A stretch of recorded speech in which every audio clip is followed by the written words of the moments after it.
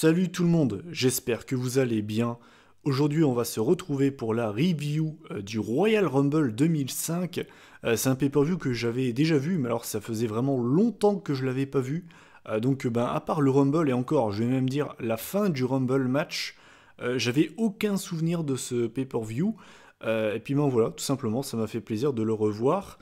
Écoutez, je vais pas perdre plus de temps que ça, et je vais déjà commencer par la présentation de ce pay-per-view. Donc alors, le Royal Rumble 2005 s'est tenu le 30 janvier 2005. C'était donc à Fresno en Californie. C'était à la Save Mart Center devant 12 000 spectateurs. Et le thème musical de ce pay-per-view, c'était Find the Real par Alter Bridge, donc le groupe qui a fait la musique de Edge. Voilà, donc la présentation de ce pay-per-view est en fait, on va pouvoir donc commencer la review, et on va commencer par l'opener de la soirée. Et l'opener, c'était Edge contre Shawn Michaels dans un match simple, il n'y avait pas de titre en jeu. Match qui a duré 18 minutes, donc c'est vraiment bien pour commencer la soirée. Alors, je vous avoue que, je vais être franc avec vous, pour moi c'est la déception de ce pay-per-view, parce qu'on est d'accord, Edge Shawn Michaels, c'est une affiche qui donne envie. Match de 18 minutes, opener du Royal Rumble 2005. Sur le papier, c'est alléchant, ça donne vraiment envie. Et au final, le match m'a déçu en fait. Alors attention, je préfère le dire, le match n'est pas mauvais, mais il est décevant. Franchement, pour moi, il est décevant. Ce qui s'est passé en fait, c'est que ce match s'est déroulé en deux parties. La première partie, c'est Edge qui a dominé, et il a même dominé un bon moment, et la domination de Edge était pas spécialement très intéressante. J'ai rien contre le fait qu'un match se déroule en deux parties, même si je préfère quand un match se déroule, vous savez, quand en fait il n'y a pas vraiment de domination. Quand c'est vraiment 50-50 pendant tout le match, je préfère ce style de construction. Mais quand c'est bien fait, et que la domination d'un catcheur est vraiment intéressante et que c'est pas chiant, moi ça me dérange pas. Là pour le coup, la domination de Edge, je l'ai pas forcément trouvé très intéressante à regarder. Au final, la deuxième partie du match était quand même beaucoup plus intéressante, avec un match plus, on va dire, serré, plus équilibré, avec un Michaels qui a réussi à revenir dans le match. J'ai noté donc qu'à un moment donné, on a eu un spear de Edge sur Michaels à l'extérieur du ring. Michaels est remonté sur le ring à 9. Edge a enchaîné juste derrière avec un nouveau spear. J'étais même persuadé que c'était terminé. Michaels arrive quand même à se dégager. J'ai également noté que HBK a résisté au sharpshooter pendant un bon moment. Il a réussi à aller chercher les cordes. Et j'ai également noté qu'on a eu un switch in music contré en electric chair par Edge. Donc ça, c'était vraiment cool. Et puis, je vais revenir à la fin du match, en fait. Donc, à la fin, on a eu un roll-up de HBK sur Edge qui est recontré en roll-up. Sauf que Edge tire le pantalon de Michaels, ce qui normalement est interdit. Et en plus de ça, Edge s'appuie sur les cordes bien comme il faut avec ses mains. Genre vraiment, il y va pas de main morte. Et l'arbitre ne voit rien. Donc voilà, victoire de Edge, du coup pas clean, mais j'ai envie de vous dire, le mec s'appelle l'Ultimate Opportunist, c'est pas pour rien. Moi, la fin ne me dérange pas dans le sens où ça colle parfaitement au personnage de Edge. Ce qui me dérange par contre, c'est le fait que c'était quand même assez voyant et genre l'arbitre ne l'a pas vu. Ça fait vraiment passer l'arbitre pour un boulet, quoi. Mais sinon, le match en lui-même était plutôt sympa pour lancer le pay-per-view. Cela dit, pour moi, il est décevant. Voilà, t'as Edge, Shawn Michaels, tu peux espérer mieux. Je vais être franc avec vous, je suis resté sur ma faim. Cela dit, la note n'est pas dégueulasse, j'ai mis 7,5 sur 10. J'ai peut-être été un peu généreux, c'est vrai, mais bon, voilà, ça restait quand même plutôt sympa et c'était plutôt bien pour, on va dire, lancer le pay-per-view. Ensuite, le deuxième match de la soirée. Alors, autant pour le premier match, j'en attendais quand même pas mal, autant pour celui-là, j'en ai absolument rien attendu. Et j'ai eu raison, j'ai eu raison, puisque le deuxième match, c'était l'Undertaker face à Heidenreich dans un casquette match. Je vous avoue que déjà de base, l'affiche donne pas envie, mais alors en plus de ça, dans un casquette match, là c'est le combo gagnant. Là c'est vraiment l'affiche qui donne pas du tout envie. Le match a duré 13 minutes, et je vais être clair avec vous, c'était mauvais. Pour moi, c'est le plus mauvais match de la soirée. C'était vraiment pas terrible. Mais je suis pas étonné. Je veux dire, quand tu vois l'affiche, t'as plus de chances d'avoir un mauvais match qu'un bon match. Et c'est ce qu'on a eu. J'ai pas noté grand chose. Je vais pas m'attarder très longtemps là-dessus. J'ai noté qu'à un moment donné, Snitsky a voulu aider Heidenreich. Donc ils s'y sont mis à deux sur le Taker. Et donc en fait, ils ont voulu le balancer dans le cercueil, hein, puisque bah, c'est le but du match. Et en fait, dans le cercueil, eh bien, qui est sorti? Kane. Donc Kane est venu sauver son frère, et donc a chassé Snitsky, et donc du coup le match est redevenu un 1v1. Et puis ben, je vais revenir directement à la fin du match, hein, parce que je n'ai pas envie de m'éterniser sur ce match. Donc en fait, à la fin, Taker enchaîne un chokeslam et un tombstone piledriver pour ensuite mettre Heidenreich dans le cercueil et pour donc du coup remporter le match. Donc voilà, victoire de l'Undertaker dans le casket match. Sans déconner, des casquettes match perdus par le Taker, il ne doit pas y en avoir des masses. Je crois qu'il en avait perdu un contre Yokozuna. Et voilà, c'est le seul qui me vient en tête comme ça. Mais tout ça pour dire que c'était vraiment mauvais. Et au passage, j'allais oublier de le préciser. On dit souvent que par exemple des mecs comme Big Cass ou bien même Eric Rowan sont mauvais. Je vous assure que Heidenreich peut te faire passer Big Cass pour Shawn Michaels à côté, hein, tellement le mec est mauvais, hein, ce mec est une catastrophe. Enfin bref, voilà, victoire de l'Undertaker, j'ai mis 3 sur 10, c'était vraiment mauvais. Ensuite, le troisième match de ce pay-per-view, c'était un triple threat match pour le WWE Championship. Donc on avait le champion JBL, qui était un petit peu le Jinder Mahal de l'époque, contre le Big Show et Kurt Angle. Match qui a duré 12 minutes. Et là aussi, en fait, alors autant pour le premier match, je vous ai dit qu'il m'a déçu. Là, pour le coup, ce match m'a surpris en positif. C'est-à-dire que c'est vrai que dans le même match, tu as quand même JBL et Big Show. Je me suis dit, ok, ce match va vraiment pas être terrible. Et au final, ce match n'a pas été dégueulasse. Alors, attention, c'est pas un chef-d'œuvre non plus, faut pas exagérer. Mais en fait, je m'attendais à pire. Franchement, je m'attendais à pire. Le match n'était pas dégueulasse, c'était plutôt sympa. J'ai noté que le Big Show a dominé vraiment bien comme il faut le début du match. Et au final, eh bien, il s'est fait mettre au KO pendant un bon petit moment, puisque donc il avait positionné un escalier près de la table des commentateurs. Il voulait porter un chokeslam sur Kurt Angle, je crois. Et au final, eh bien, Kurt Angle lui a mis un énorme coup de moniteur télé directement dans la tronchetasse. Et le Big Show a perdu pied et donc est tombé du haut de l'escalier sur la table. Et donc forcément, quand tu as le Big Show qui tombe sur une table, et bien forcément, elle explose, c'est normal. Sinon, j'ai noté qu'on a eu du Angle Slam, on a eu du Choke Slam, on a eu du Clothesline from Hell, enfin bref, voilà. Mais le Big Show va réussir quand même au final à revenir dans le match, donc je vais revenir directement à la fin. Donc en fait, à la fin, on a le Big Show qui porte un genre de spear sur JBL, donc les deux passent à travers la barricade. Donc du coup, il restait Big Show et Kurt Angle. Au final, donc le Big Show allait remporter le match. Je crois qu'il avait porté un choke slam sur Kurt Angle. Donc il allait remporter le match. Et donc là, on a Luther Reigns et Mark Jindrak qui viennent aider JBL. Donc apparemment, ils faisaient équipe avec lui. Donc je vous avoue que je ne le savais pas spécialement.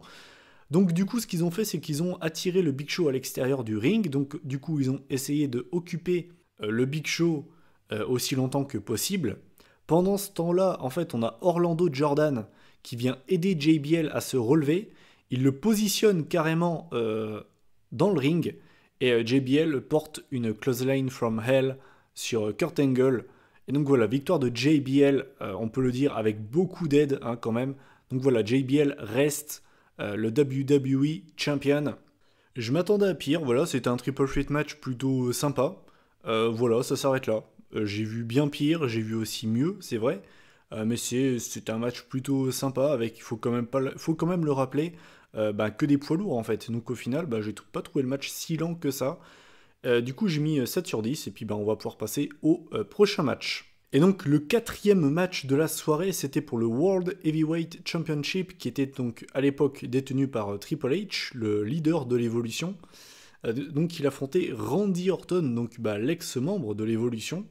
Le match a duré presque 22 minutes, donc c'est le match le plus long de la soirée, hors Royal Rumble match bien sûr. Alors je sais pas si je l'ai déjà précisé en vidéo, mais je trouve que Randy Orton et Triple H n'ont pas d'alchimie ensemble. Il y a des catcheurs comme ça, ils peuvent faire autant de matchs qu'ils veulent, ils n'auront pas d'alchimie ensemble en fait. Il y a des catcheurs qui sont pas faits pour s'affronter, et en fait je trouve que les Orton Triple H sont tous chiants. Genre, mais vraiment tous chiants. Il y en a peut-être un que j'oublie en route, mais la plupart des Orton Triple H que j'ai vus m'ont ennuyé comme pas possible. Et en fait, ce match n'a pas dérogé à la règle. Je me suis ennuyé, mais alors ennuyé, vous avez même pas idée. En plus de ça, le match a été long, il a quand même duré 22 minutes.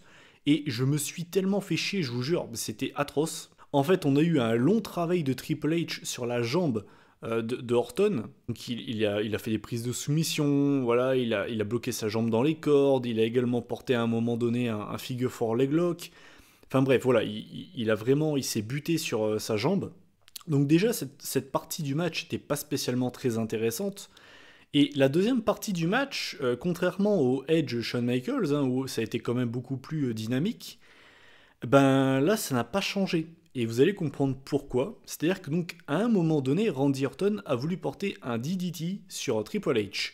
Sauf que donc, Orton fait le mouvement, donc tombe sur le ring, sauf que Triple H en fait se retient à la corde. Donc du coup, Triple H, lui, il reste sur ses pieds. Sauf qu'Orton, en fait, en tombant sur le ring, en fait, ils ont voulu nous vendre le fait qu'Orton s'était fait un traumatisme crânien. Donc du coup, Randy Orton, c'était un petit peu un légume. Il avait le regard ailleurs, tout ce que vous voulez.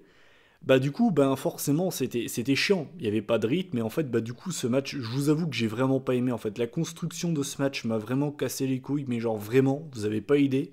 Donc bah du coup, Randy Orton, il a essayé de se défendre comme il pouvait, mais forcément, il partait avec un gros désavantage. Et puis bah finalement, eh bien Triple H réussit à gagner ce match avec donc son fameux pedigree. Et donc voilà, victoire de Triple H, donc, qui conserve le World Heavyweight Championship. Je me suis vraiment ennuyé pendant ce match, c'était vraiment un borefest comme on dit. Et vraiment, enfin, plus en fait je vois des Orton Triple H, plus mon opinion est renforcée. Vraiment, je trouve que les Orton Triple H sont tous chiants à mourir. Et je trouve qu'ils ont aucune connexion, et c'est dommage quoi. Donc bah du coup, j'ai mis 4 sur 10. Voilà, je sais, il y en a peut-être qui vont me trouver sévère, mais j'ai vraiment trouvé ce match chiant et j'ai pas du tout aimé la construction en fait. Donc voilà. Et enfin, on arrive au main event de la soirée, et là bah très clairement c'est le match le plus attendu de l'année, hein, le Royal Rumble match, bien évidemment. Donc comme à chaque fois, ce que je vais faire, c'est que je vais vous citer tous les catcheurs qui sont rentrés. Je vais essayer de pas m'attarder trop longtemps sur ce match, j'ai pas envie que la vidéo dure trop longtemps, et ce que je vais essayer de faire en fait, c'est que je vais, au fur et à mesure, je vais vous citer les noms, et quand on va dire ce catcheur m'aura marqué dans le Rumble, je vais m'arrêter 2 secondes dessus. Voilà, je vais procéder de cette manière. Donc, alors, on commence avec Eddie Guerrero, qui rentre en premier, et en numéro 2, Chris Benoit. Tu peux difficilement faire mieux pour lancer un Royal Rumble match. Je veux dire, ça fait quand même rêver. En numéro 3, on a Daniel Puder. Alors ça, je vais m'arrêter dessus vite fait. Et en quatrième, on a Hardcore Holly. Alors, qu'est-ce qui se passe? Ce qui s'est passé dans ces premières minutes de Rumble match, c'est que donc les 3 vétérans des rings, donc Guerrero, Benoit et Holly, lui ont mis des atémis à Daniel Puder. Mais quand je vous dis des atémis, c'est pas les atémis de Ric Flair que vous voyez qui sont plutôt sympas, où vous avez le public qui fait des petits ouh pour faire plaisir, tu vois. C'était des atémis, mais alors je crois que le pire c'était Hardcore Holly. Quand je vous dis que ça claquait comme jamais, genre, mais j'ai jamais entendu des atémis claquer aussi fort en fait. Je vous jure, à la rigueur, revoyez pas le match si vous en avez pas envie. Rematez juste le début du match, écoutez les atémis qui se prend Daniel Puder, c'est violent. Et donc là, je vais m'arrêter 2 secondes sur ce mec qui, donc, en fait, était un participant de Tough Enough. Et ce qui s'est passé, parce qu'en fait, du coup, ce qui s'est passé, c'était une punition. Ce qui s'est passé, c'est que Kurt Angle, il est venu à SmackDown, et en fait, il avait lancé un Open Challenge. Il fallait que donc un des gars de la saison de Tough Enough le fasse abandonner. Et bien évidemment, c'était prévu, c'est un show de catch. Vous voyez ce que je veux dire? La prise ne devait pas être vraiment portée. Daniel Puder est un ancien combattant de MMA. Et cette espèce d'abruti, ce qu'il a fait, c'est qu'il a porté une prise. Alors je sais plus exactement ce qu'il a porté sur Kurt Angle. Sauf qu'il l'a vraiment porté. Genre, mais vraiment porté. Ok? Donc je crois que c'était un truc au niveau du genou, je sais plus. Et le mec était. Non, c'était au bras. Je crois qu'il portait un arm breaker, je crois. Et le mec était à 2 doigts de péter le bras de Kurt Angle. Kurt Angle, bien évidemment, qui était à l'époque l'un des pionniers à la WWE, c'était l'un des tauliers, il allait pas abandonner. Du coup, le mec est passé à ça de péter le bras de Kurt Angle. Vous voyez sur quel mongol on a affaire quand même? Vraiment un abruti fini. Du coup, eh ben la VE, ils l'ont puni à leur manière. Et ben du coup, sa punition, c'était de se prendre les atémis les plus violents, peut-être dans l'histoire de la compagnie. Donc par Hardcore Holly, Chris Benoit et Eddie Guerrero, j'étais mort de rire. Et vraiment, je vous invite à aller voir ça, c'était quand même pas banal. Donc voilà. Ensuite, en cinquième, on a le Hurricane. En sixième, on a Kenzo Suzuki. En septième, on a Edge. Je vais m'attarder dessus après. En huitième, on a Rey Mysterio. Pareil, donc ça, je vais m'arrêter sur lui un petit peu après. En neuvième, on a Shelton Benjamin. En dixième, on a Booker T. En onzième, on a Chris Jericho. Et là, je vais m'arrêter 2 secondes. Je vais m'arrêter 2 secondes. À ce moment-là, hein, sur le ring, en même temps, on avait Eddie Guerrero, Chris Benoit, Edge, Rey Mysterio, Shelton Benjamin et Chris Jericho. Ça vous fait baver? Moi aussi. Je me rappelle que quand j'ai vu ça, j'ai mis pause sur le match. Je me suis dit, ok, donc on a tout ce beau monde en même temps dans le match. Ok, d'accord, ok. Non mais sans déconner, ça fait rêver. On va pas se le cacher, quoi. Hein. Ensuite, en douzième, on a le cousin de Roman Reigns. On a Luther Reigns. En treizième, on a Muhammad Hassan. Alors ça m'a fait rire. Si vous voulez, à un moment donné, on a tous les catcheurs de Raw et tous les catcheurs de SmackDown qui se sont mis en fait, de chaque côté. Et donc ils allaient s'affronter, ça allait donner Raw contre SmackDown. Donc ils commencent à se fight. Et donc là on a Muhammad Hassan qui arrive. Et là je vous jure que tout le monde s'est arrêté de se battre. Tout le monde s'est arrêté, tout le monde l'a regardé. Et une fois que le mec est rentré, il s'est pris je crois un 619 de la part de Rey Mysterio. Et le mec s'est fait victime bolos, ils l'ont carrément tous porté. Et ils l'ont tous balancé hors du Rumble en fait. Ça m'a fait assez rire, je vous avoue. Ensuite, en 14e, on a Orlando Jordan. En 15e, on a Scotty 2OT, qui n'est jamais rentré dans le match. Il s'est fait attaquer par Muhammad Hassan. En 16e, on a Charlie Haas. En 17e, on a René Dupré, représente la France, si. En 18e, on a Simon Dean. Alors ça, je vais m'arrêter sur lui un petit peu après, mais il m'a fait vraiment rire. En 19e, on a Shawn Michaels. Alors là, je vais m'arrêter là-dessus parce que purée, ça m'a fait rire. Si vous voulez, Simon Dean, pour ceux qui n'ont jamais vraiment vu Simon Dean, c'était un peu un coach sportif. Et quand il est arrivé, en général, quand tu arrives dans un Rumble match, tu rentres directement dans le ring. Lui, ce qu'il a fait, c'est qu'il s'est arrêté autour du ring et il a commencé à s'entraîner. Donc, il s'est entraîné quand même pendant au moins 1 minute 30. Michaels rentre sur le ring et commence à faire un petit peu le foufou. Donc voilà, il fait des atomic drops, tout ce que vous voulez. Et là, le mec, il est en train de voir, il voit Simon Dean, qui lui, alors lui, il s'en battait les couilles. C'est-à-dire qu'il est rentré dans le ring, et il continuait à s'entraîner. Le mec faisait des squats, enfin tout ce que vous voulez. Et donc là, Michaels, il arrive, et je crois qu'il lui met un switching music, ou il l'élimine, je sais plus ce qu'il fait. Et derrière, Michaels, il est là, en train de faire des squats, il m'a achevé. Vraiment, le mec m'a tué, je vous jure. En 20e, on a Kurt Angle, et là, c'est assez important, puisque donc... Kurt Angle, quand il est rentré, lui, il a mis une German suplex à tout le monde. Le mec, c'était Suplex City. Sauf que Shawn Michaels l'a éliminé. Et ce qui s'est passé, c'est que du coup, Kurt Angle, mauvais joueur, est venu éliminer Shawn Michaels, a démonté Shawn Michaels. Je crois qu'il lui a mis genre des coups d'escalier, enfin Michaels saignait quoi. Et derrière, ensuite, il lui a mis un gros ankle lock avec un Michaels qui hurlait comme pas possible. Et du coup, cette attaque de Kurt Angle et cette élimination, du coup, a lancé la rivalité entre les deux hommes qui donc vont s'affronter à WrestleMania 21 dans un excellent match, un classique de WrestleMania. Ensuite, en 21e, on a Jonathan Coachman. En 22e, on a Mark Jindrak, qui, à la base, petite anecdote, si vous ne le savez pas, je vais vous l'apprendre, c'est pas grave. À la base, dans l'évolution, avant que Batista ne soit rajouté dans les plans, à la base, ça devait être lui qui devait être donc dans l'évolution avec Randy Orton, Ric Flair et Triple H. Ensuite, en 23e, on a Viscera. En 24e, on a Paul London qui s'est pris une lariat par Snitsky. Alors, quand je vous dis que c'est l'une des éliminations les plus violentes dans l'histoire du Royal Rumble, c'est quelque chose. Hein. Le mec, la lariat qui s'est pris, mon gars, c'est quelque chose. Hein. Je vous invite à aller voir. Vous mettez Paul London, Royal Rumble, élimination, vous allez trouver très très facilement. C'est le mec qui a perdu sa tête, quoi. En 25e, on a John Cena. En 26e, on a Snitsky. En 27e, on a Kane. En 28e, on a Batista. En 29e, on a Christian. Et enfin, en numéro 30, on a Ric Flair. Donc voilà, la seule chose que je veux préciser avant d'arriver au Final Four, c'est que donc Ric Flair forcément a fait équipe avec Batista, hein, puisqu'à l'époque ils étaient tous les deux dans l'évolution. Sauf que Ric Flair a voulu l'éliminer à un moment, sauf que Batista est beaucoup trop musclé. Du coup, Ric Flair, après, il n'est pas passé pour un con. Du coup, Ric Flair, ensuite, il s'est fait éliminer par, je sais plus par qui, par Rey Mysterio, enfin, je sais plus, bref. Et donc, du coup, le Final Four du Royal Rumble 2005, c'était, écoutez bien, Edge, Rey Mysterio, Batista et John Cena.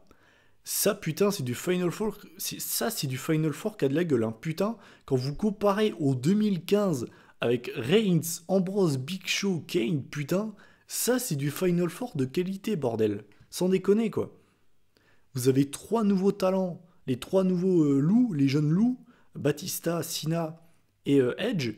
Et puis, t'as l'un des favoris du public, Rey Mysterio. Ça, c'est du Final Four qui a de la gueule, putain.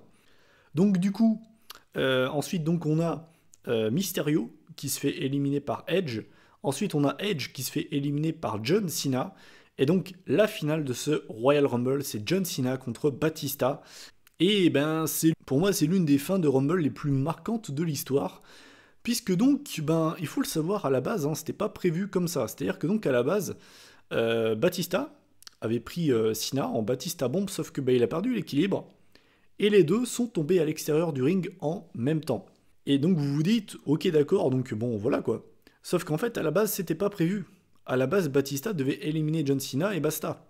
Donc du coup, on peut le dire, c'est un énorme botch. Sauf que là c'est pas le botch tu sais à Monday Night Raw dans un match de merde en Dark Main Event.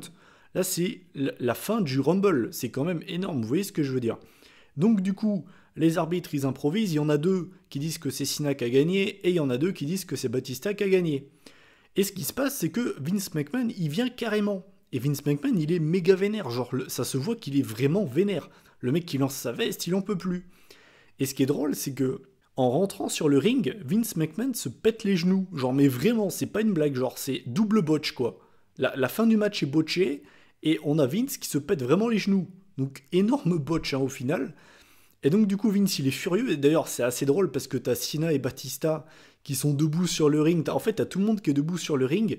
Et t'as Vince McMahon qui est assis comme un con au milieu du ring. Je vous jure que cette scène, elle m'a fait tellement rire, sans déconner. Et du coup, ce qui se passe, c'est que ils ont dû recommencer le match. Et au final, Batista élimine John Cena. Donc voilà, victoire de Batista, qui donc remporte le premier Rumble de sa carrière avant de remporter son deuxième 9 ans après. Celui-là, on va éviter d'en parler. Mais voilà, c'est un excellent Royal Rumble match. Surtout que la fin est grave stylée en fait. C'est-à-dire que souvent, les botches, forcément, c'est pas cool, tu vois. Pour moi, ce botch a embelli le match. Vraiment, je trouve que ce botch rend la fin de ce Rumble match vraiment marquante. Pour moi, c'est l'une des fins de Rumble les plus connues en fait. Mais sinon, globalement, moi, c'est un Rumble que j'ai vraiment apprécié. Pour moi, c'est l'un des meilleurs Rumble. En tout cas, je vais pas dire le meilleur, mais en tout cas, c'est l'un des meilleurs, ça c'est sûr. J'ai vraiment beaucoup aimé ce Royal Rumble match. Du coup, j'ai mis 8,5 sur 10. Il y a vraiment eu des moments sympas. Et puis, voilà, tout simplement. Et bien voilà, écoutez, en faisant la moyenne des matchs de ce pay-per-view, on arrive à la moyenne de 6 sur 10 pile poil. Et en final, ça reflète assez bien mon avis sur ce Royal Rumble au final, parce que il y a eu un très bon match, c'est le Royal Rumble match, qui pour le coup est vraiment quali, il est vraiment bon. Ensuite, on a un Edge Michaels qui est sympa mais qui est décevant. Le Triple Threat match est plutôt sympa, ça s'arrête là. Et puis derrière, on a le Orton Triple H qui est vraiment chiant. Et puis on a le casquette match qui est vraiment mauvais. Donc au final, j'ai un avis assez partagé. Je suis assez mitigé sur ce pay-per-view. Il est pas mauvais, mais je peux pas non plus dire qu'il soit bon en fait. Je dirais que c'est un pay-per-view correct, mais ça s'arrête là. J'en gardais de meilleurs souvenirs. Et c'est vrai qu'après, quand j'ai vu la carte, je me suis dit, ouais, en fait, ça va pas être terrible. Et au final, voilà, c'est un pay-per-view plutôt correct, mais ça s'arrête là. J'en gardais de meilleurs souvenirs. Enfin bref, voilà. Je vous invite comme d'habitude à donner votre avis en commentaire sur ce pay-per-view. Qu'est-ce que vous en avez pensé? Quel est votre match préféré? Celui que vous avez le moins aimé? Et puis nous on se retrouve la semaine prochaine pour la review du Royal Rumble 2010. D'ici là, prenez soin de vous. Salut tout le monde!